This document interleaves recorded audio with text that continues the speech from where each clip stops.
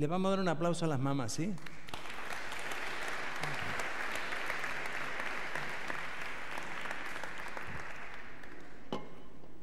Bien, vamos a tratar de, en unos pocos minutos, quiero compartir un tema sumamente importante. Vamos a levantar la Biblia, vamos a declarar lo que hacemos cada domingo y decimos: esta es tu palabra, yo la creo, atenderé a su consejo y la aplicaré a mi vida, me ayudará a vencer en todo con su guía y poder, me guiará a decidir sabiamente y creceré como un hijo de Dios.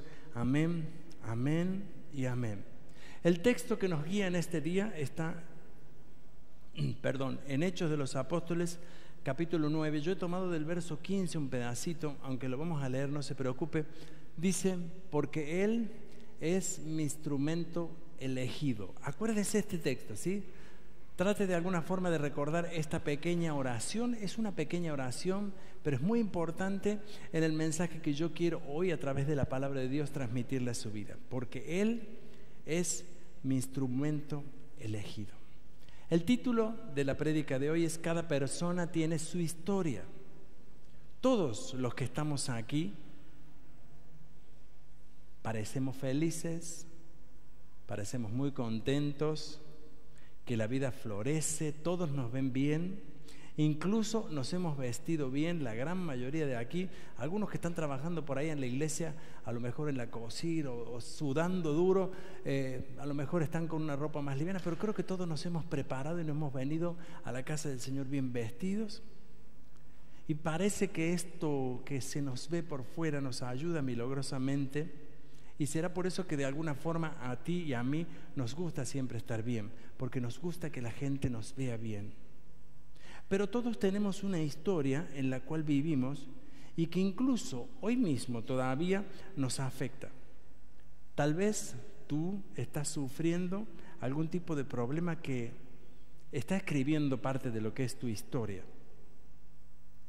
Esta historia que de nuestra vida muchas veces nos ha marcado y nos dejó tal vez una cicatriz en nuestro cuerpo o también una cicatriz en nuestra alma.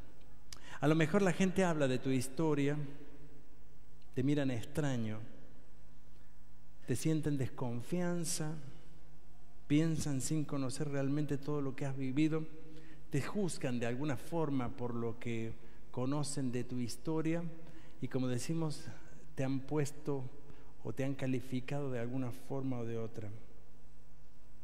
Aquí en este lugar hoy hay muchas personas que tienen su historia y yo quiero decirles que yo conozco muchos de ustedes, la historia de ustedes, y quiero decirles algo personalmente. Yo les admiro a cada uno, no por lo que hicieron, no porque lo que les pasó o lo que les está pasando, sino porque ahora y todavía están de pie, enfrentando vuestra historia, enfrentando vuestras situaciones, vuestro pasado, vuestro presente y lo que quizás ustedes hoy imaginan que puede venir en el futuro. Y quiero decirles que les admiro porque siguen peleando fuerte en esta batalla que es la vida. La vida es una batalla que se lucha y se pelea. Quizás te sientas, a causa de esa historia que estás viviendo o que has vivido, sucio, triste, amargado, inútil, dolorido, temeroso, angustiado. Pero yo quiero hoy decirte algo de parte del Señor y quiero que esta palabra tú no la tomes como mía, yo no lo digo, quiero decirte de parte del Señor y quiero decirte que el Señor te ha mirado no por lo bueno que eres, no por tus habilidades, sino que te ha escogido Dios a causa de tu historia. ¿Te puedes imaginar esto? El Señor Jesús, cuando Él llegó a nuestra vida, hay una canción que cantamos hace muchos años, yo creo que aquí no se canta más en la iglesia, Has cambiado mi lamento en bailes, una canción inspirada en un pasaje bíblico. Y el Señor cambia esa historia que de pronto puede ser tan profunda, tan dolorosa o felices. No todas las historias son malas.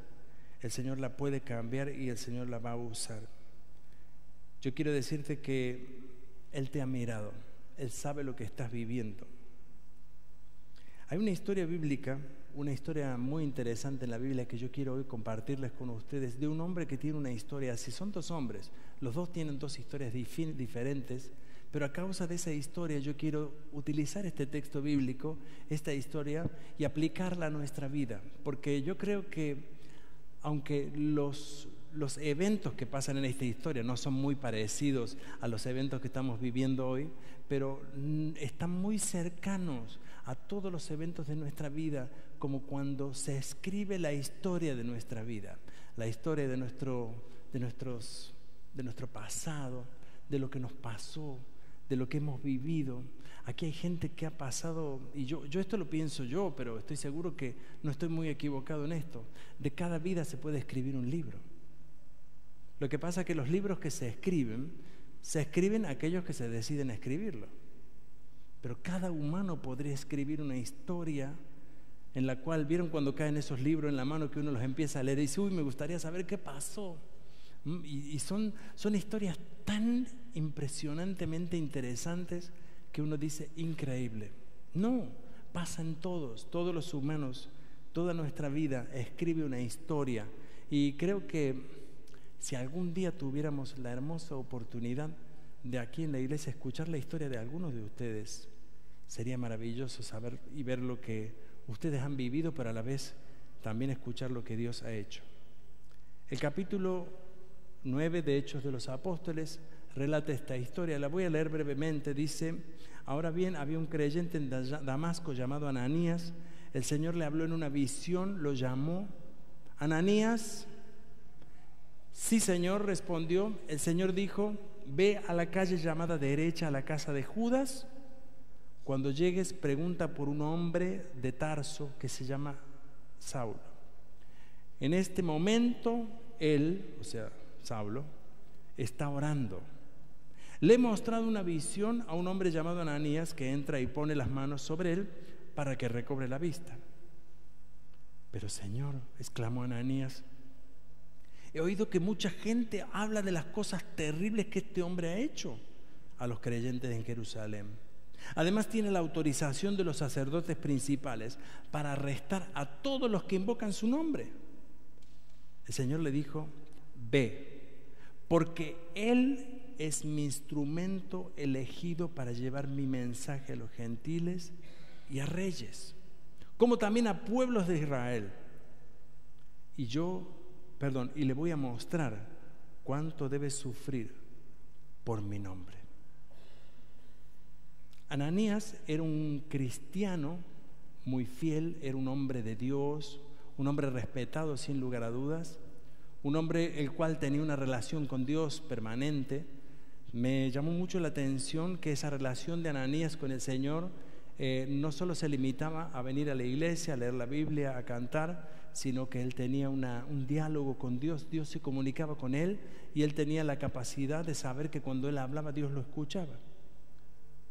El Señor le manda a Ananías a hacer algo que en principio él tenía sus dudas, y estas dudas no eran dudas simplemente de él, tenían razón. Ananías tenía toda la razón del mundo. Este hombre, Saulo, que en realidad es el famoso Pablo de la Biblia, luego el Señor le cambia su nombre. Este hombre, Saulo, era un criminal con un permiso para hacerlo. Él tenía la capacidad y tenía la autorización por parte de las autoridades de aquel tiempo de perseguir a los cristianos, no solo arrestarlos y si fuera necesario matarlos. Se dice y se cree, y según un texto de la Biblia, que él participó en muchos de los apedreamientos que ocurrieron a creyentes que fueron muertos, fueron, destruidos bajo las piedras a causa de esto, porque él consideraba que los cristianos de la época debían ser muertos, no eran de Dios ni no eran hijos de Dios. Ananías, con toda esta razón, con toda esta justicia, y cuando él lo explica y cuando él lo deja en claro, Dios le dice: Ananías, no me importa lo que tú pienses. No se lo dijo así. Le dijo: ve, yo te mando. Ve y haz lo que yo te mando. Ananías obedeció. Imagínense en ese momento lo que ocurre. porque está ocurriendo algo muy interesante. En ese momento mismo en que Dios estaba hablando con Ananías, Saulo, que venía en un caballo, un hombre que montaba en aquella época, era como si andara en una Ferrari hoy, un hombre muy poderoso, un hombre no iba solo, iba acompañado, tenía gente que apoyaba sus hechos, es decir, era un hombre muy importante. Lo que ocurre en ese momento es que Dios lo tira del caballo. Yo digo que lo que hace Dios lo tira de su orgullo y comienza a hablar con él mismo. Y le dice: Pablo, ve a tal lugar, espera porque va a llegar un hombre y va a poner su mano sobre ti y vas a ser sanos. Los cristianos muchas veces, me parece a mí, somos como Ananías. Y me quiero comparar yo hoy como Ananías, y estoy seguro que muchos de ustedes se van a comparar en este momento y se van a sentir identificados como este hombre, como Ananías. Muchas veces que cuando nosotros miramos a las personas y conocemos a las personas por su historia, vemos lo que pasó, lo que vivieron, o simplemente su aspecto físico. Esto es terrible, pero lo hacemos. Creo que si no reconocemos esto no nos damos cuenta de lo que somos. Muchas veces nosotros justificamos esa actitud y decimos: no, esta persona es muy peligrosa, este no sirve, cuidado con este, cuidado con esta. La historia de la vida de esa persona es como algo negativo que se refleja hacia nosotros y nos atemorizamos. Es como que nosotros tratamos de justificar nuestra gran bondad poniendo por delante la maldad de otros. Este fue el caso de Ananías. Ananías no era mala persona. No estoy diciendo con esto que tú y yo seamos malas personas. Lo que estoy diciendo es que muchas veces nosotros pensamos que porque las personas hayan tenido una historia, o porque las personas vivan en un momento mal, o porque en este momento la persona no tenga la capacidad, ni la calidad, ni la cualidad que yo espero que tenga, eso no quiere decir que Dios no tenga un propósito con su vida. Eso no quiere decir que porque en el pasado ha sido lo que fue, Dios no lo quiere hacer mucho mejor que ahora. Hay una gran advertencia en la Biblia acerca de esto. Está en Mateo el capítulo 7, verso 1 y 2. Creo que tenemos esos versículos también para leer, y dice: no juzguen a los demás y no serán juzgados, pues serán tratados de la misma forma en que tratan a los demás. El criterio que usen para juzgar a otros es el criterio con el que se les juzgará a ustedes. No juzguen a los demás, porque de la misma forma en que nosotros juzgamos, será el mismo criterio que se use para con nosotros. Dicho de otra forma, en mi país decimos un dicho, es que el que escupe al aire le cae en la cara. Es como hacer algo realmente que es desagradable, pero que en realidad, así como lo estamos haciendo, lo vamos a recibir. ¿Saben una cosa? Dios mira totalmente distinto. Dios no se basa en la historia de la persona para decir: mira este, mira el otro, no, este no sirve para nada, este fue un sinvergüenza, esta fue esto, esto fue lo otro. ¿Se imaginan que si Dios hiciera así? Creo que no queda ninguno. Decíamos en el encuentro que teníamos acá con el equipo antes de comenzar el culto, nos decía Miki, nos transmitía: Dios nos miró con misericordia a nosotros también. Aunque nosotros hoy creamos de alguna forma que estamos un poquito más prolijitos, más bonitos por fuera, más arregladitos, más bien portados, pero Dios de la misma forma nos miró con misericordia, y de la misma forma Dios quiere que nosotros podamos mirar así. En 1 Samuel capítulo 16 verso 7 dice algo muy maravilloso. Este texto me fascina. Dice: el Señor no ve las cosas de la manera que tú las ves. La gente juzga por la apariencia, pero el Señor mira el corazón. Él se refería a esto específicamente a un rey, el cual Dios iba a desechar. Un rey que realmente no merecía su lugar, aunque era muy guapo, grandote, muy bien aparecido. Qué terrible en el mundo en que estamos viviendo y qué duro que es cuando nosotros pensamos que las apariencias humanas califican en cierto modo para lo que son las personas. Si bien es cierto que si uno está muy bien vestido y lleva cosas costosas, es cierto que refleja, no siempre, es cierto que refleja a lo mejor el dinero que podamos tener. Y si a lo mejor queremos mostrar algo por fuera y que la gente lo vea, refleja a lo mejor lo que podemos tener en la cuenta bancaria, pero eso Dios no lo mira. Y mucho más cuando nosotros utilizamos y reflejar frente a las personas a través de nuestro atractivo o como fuera, y queremos mostrarle a la gente que somos una persona más atractiva que otra, pero Dios no mira eso. Dios desecha todas estas cosas y nos pone en un lugar diciendo, eso no es lo que yo miro. Y saben una cosa, no solo eso, Dios nos recomienda, nos anima a no mirar estas cosas. Debemos recordar que no somos cristianos por nuestras obras, sino que también nos alcanzó la misericordia de Dios a nuestra vida. No somos mejor que nadie, somos delante de Dios todos iguales. Hay otro personaje en esta historia, Ananías fue el primero, que yo creo que muchos de nosotros nos podemos llegar a identificar con Ananías. También nos vamos a identificar con Pablo, pienso yo, porque todos tenemos una historia, ¿no? Pero yo me refería básicamente a Ananías porque es la historia de los creyentes que vivimos en la iglesia hace tiempo y que muchas veces por creer que hace tiempo que estamos o porque creer de alguna forma que tenemos algún privilegio en esto, Dios nos mira distinto, pero no es así.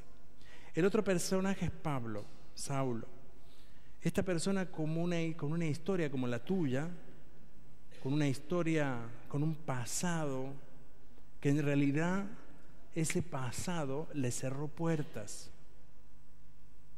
Porque cuando, en el momento en que Pablo estaba arriba del caballo, y en el momento que él se cae, porque cuenta la historia que después lo pueden leer un poquito más atrás, está del texto que yo leí, dice que Pablo iba en un caballo y el Señor le habló y lo tiró del caballo y le dice, Pablo, ¿por qué me sigues? Durísimo. Y él se cayó al suelo y cuando se cayó al suelo, se cayó del orgullo. Es como que, está bien, uno se puede caer al suelo porque se tropieza, pero en ese momento caerse del orgullo, caerse de eso que uno cree que uno es, y que de pronto alguien dice, mira, lo que tú es no sirve para nada. Cae al suelo, queda ciego completamente y le pregunta al Señor, Pablo, ¿qué quieres? ¿Por qué me persigues? Yo te voy a enseñar cuál es el camino. Dios no lo castiga a Pablo en ese momento. Muchos piensan y dicen, qué bueno, lo tiró del caballo, así me gusta, que le meta un palo Dios. Quedó ciego, pero debería quedar ciego, manco, mudo. Así habrán pensado los cristianos de la época, porque muchos de ellos recibieron duros golpes a través de él. Muchos de ellos fueron, o mejor dicho, perdieron familiares a causa de esto. Imagínense, si ustedes han perdido una persona que aman porque otro la mató, sencillamente, ¿ustedes no desearían lo peor? Yo lo desearía. Yo desearía que no solo se caiga del caballo, sino que el caballo lo pise. Pero Dios no pensó así. Dios pensó diferente. Dios le dijo a Pablo, Pablo, escúchame, yo voy a hacer de ti un instrumento en mis manos. ¿Cómo Dios planea las cosas? Quizás para ti y para mí sea totalmente ¿cómo se dice? Un retzel, se me olvidó. Un acertijo. O como decimos, algo que no podemos comprender. Pero Dios lo hace. Dios lo hace de tal manera y Dios lo prepara de tal manera que Él lo ha planeado así.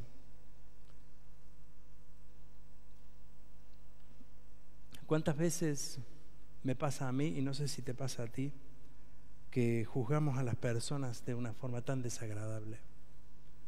Incluso, lo confieso, las calificamos por el color, por el vestimenta, por las actitudes, por las cualidades.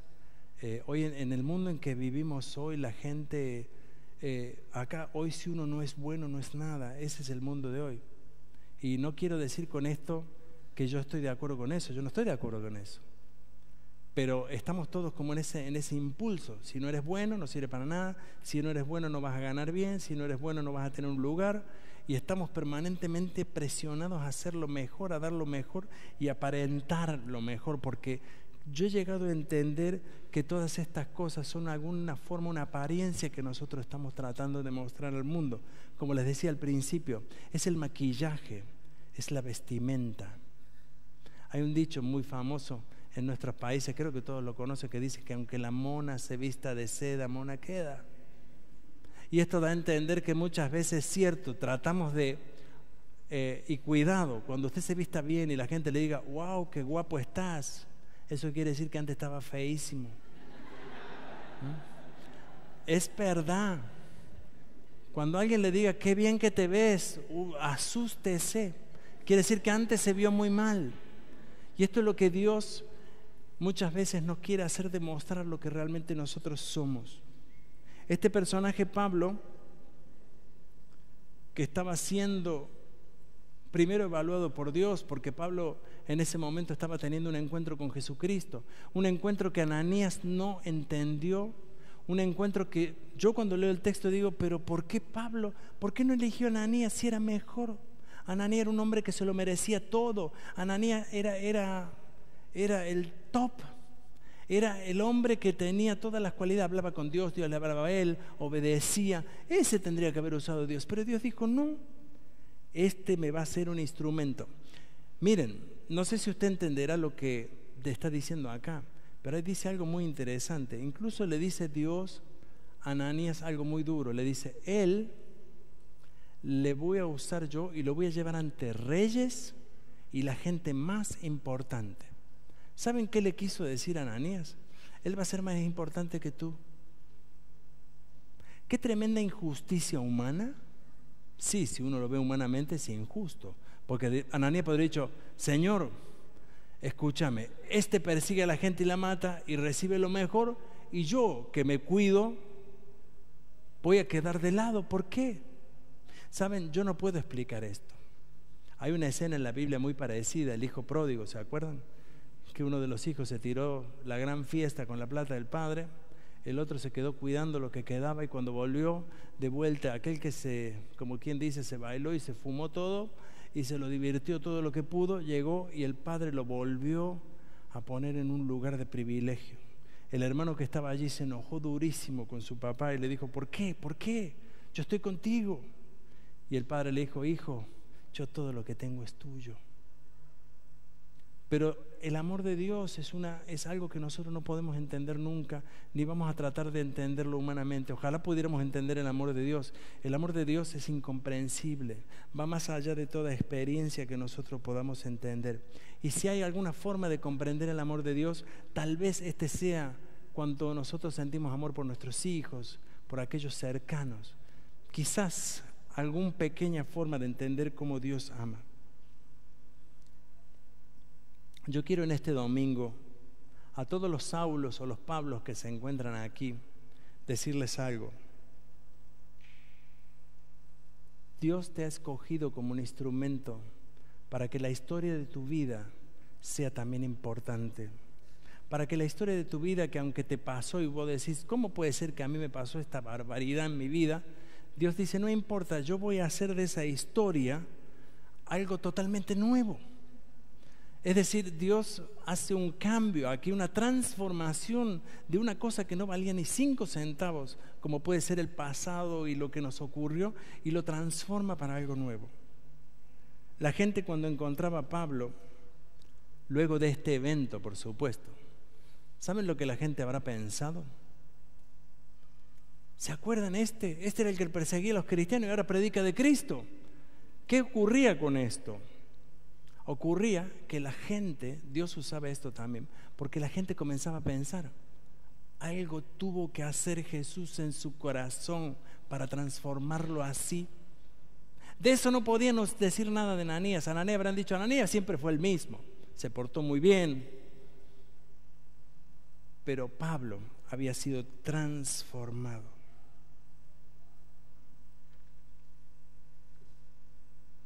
La historia de nuestro pasado se puede transformar en una riqueza. Sí.